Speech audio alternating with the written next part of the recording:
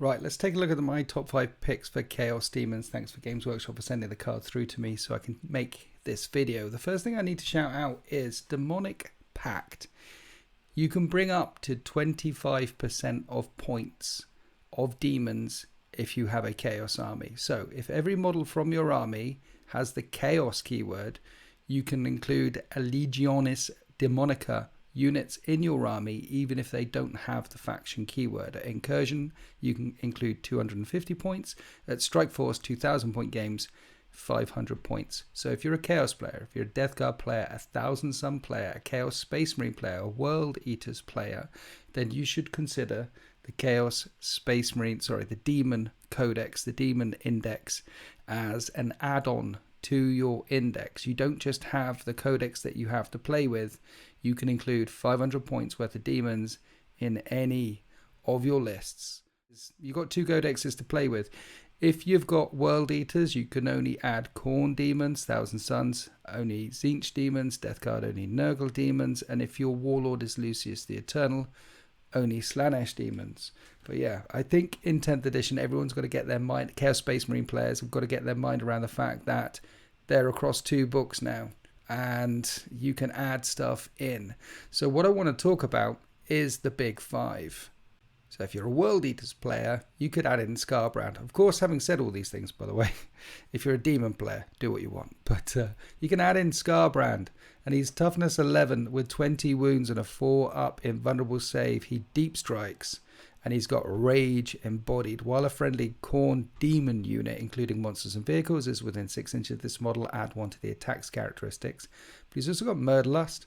While a unit is within 6 inches of this model, each time that unit is selected to fall back, it must take a leadership test, and if it's failed, you have to remain stationary. Now, if you've got this guy and you're adding him to World Eaters or a Chaos Space Marine list, then that'll kick in for your Legionis Astartes units as well, because while a unit is within 6 inches of this model, it's got to take a leadership test to fall back. That aura doesn't state it only affects demonic stuff. But we're not here for falling back. We're here for blood, for the blood god, skulls for the skull throne. And how much damage can this 20 wound toughness 11 4 up invulnerable save thing chuck out? Well, 8 attacks at strength 16 -4, 6 damage. 8 attacks. Basically, if he's hitting any vehicle, or knight for that matter, without an invulnerable save, he's going through them like toffee. Or Slaughter and Carnage sweep attacks, 16 attacks at strength 8 -1, 2 damage. He is an absolute killer, exactly as you would expect him to be. Throw him up the battlefield. Encourage your enemies to shoot him with as much firepower as they can, because if this guy touches something, oh, it's the bad touch. What if you fancy a bit of Zinc if you play Thousand Suns or just Demons, as I mentioned again? Toughness 10. He's not as tough as Scarbrand, but still has 20 wounds and a 4 up invulnerable save. Still leadership 6 with an OC of 5. They all the big guys have an OC of 5, but this one moves a lot further. He moves 12 because he has the fly keyword, which is nice. Deep striking in as well, Karos Fate Reaver. I don't know why you'd want to deep strike him in, again with a toughness 10, 20 wound, 4 up invulnerable save, big demon that can move 12. You probably want him straight on the battlefield at the start of the game. Let's take a look at his close combat attacks, because obviously Zinc doesn't hit as hard as Scarbrand, so instead of 8 or 16 attacks, only 5 attacks, and it does hit on 3s instead of 2s. But a strength 8 -2, 2d3 damage, that's not too shabby in close combat. However, Zinc, you're taking it for the magical stuff. And he has 2 magical attacks. One magical attack, which he can do one way or the other way. Infernal Gateway, he can do as a Witchfire and have 4 to 9 attacks, d6 + 3. So 4 to 9 attacks at strength 9 -2, d3 damage. Or he can make that a focus Witchfire, and instead of getting 4 to 9 attacks, has 7 to 9 attacks, d3 + 3, d3 + 6 attacks, at strength 9 -3, d3 damage. Basically, guaranteed 4 shots at -2 d3 damage, or a guaranteed 7 shots at -3 D3 damage, better AP. But the focus Witchfire is hazardous, so after making all of your attacks, you roll a dice, and on a roll of 1, Karos Fateweaver will take 3 wounds.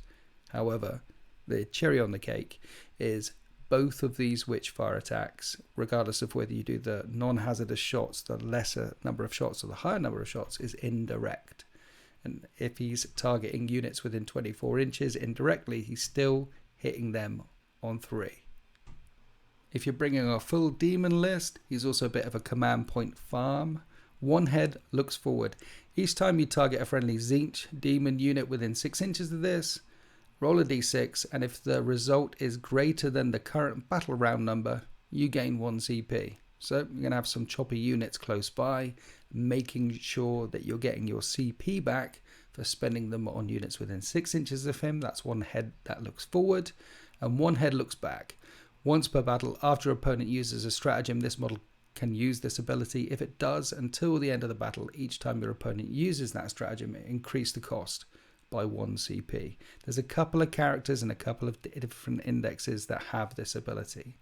So yeah, that's what Karos Fateweaver does. Less choppy, obviously, than Scarbrand. No one's going to be as choppy as Scarbrand, but he does have some pretty potent indirect fire Witchfire abilities. Then we have a stinky entry. Eroticus moves 7, the slowest big demon unit out there, but he's toughness 12 with 22 wounds.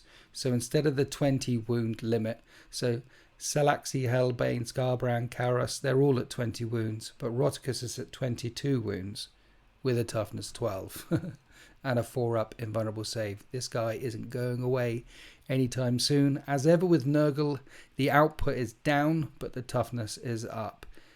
Streams of brackish filth, devastating wounds, ignores cover, torrent. So within 12 inches of him, you've got to be pretty close. It's 2d6 auto hitting, devastating wounds. A strength 7 -2, 1 damage. So yeah, he's infantry killer, horde killer, unless you get him up there in close combat, and then in close combat, then he really shines. 7 attacks, hitting on 2, strength 8 -3, 3 damage. That is not shabby at all. That's going through Terminators like a meat cleaver through hedgehogs, or you can do the sweep attacks, which are 14 attacks at strength 7 -1, 1 damage. So again, Eroticus is the perfect unit to throw up there, take all the shots in and get nasty. He can deep strike in. He's got Virulent Blessing, which is a psychic power, and at the start of the fight phase, you can select an enemy unit within 18 inches and visible to him, and until the end of the phase, each time an attack is made by a Nurgle demon model allocated to a model in that unit, add 1 to the damage characteristics of that attack. And that's any enemy unit within 18-inch range that he can see. He can point at it, and then any Nurgle demon unit on the battlefield that is now shooting or attacking that unit, add 1 to the damage of that character of those attacks. He is a force multiplier for pure Nurgle demon armies. Love it. He's also got Deluge of Nurgle. While an enemy unit is within 6 inches of this model, half the move and objective control characteristic of models in that unit. Great force multiplier there for Nurgle players. Then of course, on to the last big bad for the Chaos Gods, for Slanesh, Shalaxi Hellblane. Deadly Demise, Deep Strike, Feel No Pain, 5-up. So at 20 wounds toughness save with a 4-up invulnerable save, that Feel No Pain of 5-up is going to come round a lot. You're going to be rolling it a lot against these 20 wounds. Has a lash of Slanesh, assault weapon. So at movement 14, after it advances, it's still doing 6 attacks, hitting on 2s, strength 6, -1, 2 damage. That's nice.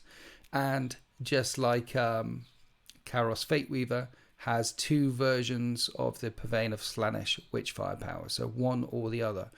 One is not hazardous, the other one is hazardous. If you don't want to do the hazardous ones, you get d6 shots at strength 9 -1 d3 damage. If you want to do the hazardous ones, then it's d6 shots, strength 9 -2 d3 damage. So the only change here really is the increased AP, and D6 attacks is swingy as all hell. D3 wounds is swingy as all hell. But at least the hazardous version is devastating and sustained. So if you get any 6s to hit, you get 6s explode, and if you get any 6s to wound, they'll ignore any invulnerable saves because they're going to be devastating wounds. They're going to be mortal wounds. Of course, he's good in combat, but the least effective close combat character out there. Snapping Claws have 4 attacks at strength 6 minus 2, 3 damage, or the Soul Piercer has 4 attacks for the first one, 6 attacks for the second one, at strength 14 minus 3, d6 plus 2 damage. I say least effective, however. I just realised for the first time that those Snapping Claws are extra attacks. Okay, so he's really good in close combat. Soul Piercer is really good. Soul Piercer, strength 14 minus 3, d6 plus 2 damage, 6 attacks, and the 4 attacks, and they're also hitting on 2s. Strength 6 minus 2, 3. They're also Terminator killers. Okay, really crazy in close combat as well. Ignore what I said. Cloak of Constriction. At the start of the fight phase, select one enemy unit with an engagement range of this model until the end of the phase. Subtract 1 from the attack's characteristics of melee weapons equipped by that unit. And Monarch of the Hunt. Each time this model declares a charge that targets a monster, vehicle, or character, you can re-roll the charge roll. And each time this model makes a melee attack that targets a monster, vehicle, or character, you can re-roll the hit roll, re-roll the wound roll, and re-roll the damage roll. Okay, I take it all back. Shalaxi Hellblade is an absolute beast. They're all absolute beasts in close combat, which is exactly where you want your big, your nasty demons to be. Okay, so you don't owe any allegiance to any Chaos God, so you're picking Bellacor. Bellacor of Chaos Undivided. Now, he's got the least number of wounds at toughness 10, 18 wounds with a 4-up invulnerable save. But he has got Deep Strike and he has got Stealth. Stealth means Bellacor is -1 to hit. Just -1 to hit all the time. And the area of the battlefield within 6 inches of this model is considered to be within your army's Shadow of Chaos range. So when you deep strike in, you can deep strike in up to 6 inches away from just over 6 inches away from enemy models instead of 9. And Shadow Form, at the start of the battle round, select one of the Shadow Form abilities until the end of the battle round this model has for that ability. So at the start of the battle round, you can pick Wreathed in Shadow. All friendly Demonica units within 6 inches of this model, that unit can only be targeted by ranged attacks if the attacking model is within 18 inches. So he's more than 18 inches away, you simply can't target him. If he's within 18 inches, it's -1 to hit. It'll affect him and any demon units within 6 inches of him. Just can't shoot me more than 18 inches away. Great for battle round 1. Not sure if Bellacor is hanging around in the backfield after battle round 1 though. He's probably going straight up there. Paul of Despair, Aura, Psychic. In the battle shock step of your opponent's command phase, if an enemy unit that is below its starting strength, so that means if it's lost 1 wound, 1 model, a big tank, a knight, whatever, so long as it's below its starting strength, it only has had to have taken a wound, and it's within 6 inches of Bellacor, that unit must take a battle shock test. And that's in the command phase. For the purpose of this ability, if this unit has a starting strength of 1, it is considered to be below its starting strength while it's lost 1 or more wounds. Shadow Lord or a Psychic. While a friendly demon unit is within 6 inches of this model, you can re-roll battle shock tests and re-roll leadership tests for that unit. So he's a battle shock machine, either positively for you or negatively for your opponent. He's a guy that you can stick in the backfield to help protect some units in battle round 1. And of course, absolutely crazy in close combat. He always hits on 2s, and he either has 6 attacks or 14 attacks. The 6 attacks come in at strength 14 minus 4 d6 plus 1 damage. And the 14 attacks are strength 8 minus 3, 1 damage. And he's got Witchfire abilities as well. So not only is he hitting like a freight train like all demons, 2 versions of the same Witchfire power. So picks one or the other. And one is hazardous, one isn't. The non-hazardous one It's only got a strength 5, -2, 1 damage. The hazardous one, strength 6, -3, 1 damage. But that one ignores cover and has they both have devastating wounds, but that one ignores cover as well. And again, if you fail a hazardous test, you could take 3 wounds. Anyway, my top 5 picks from Codex Daemons are the top 5 big bad boys that you can get from Codex Daemons, and you can add any one of these to your Chaos Space Marine force if you want to, up to 500 points.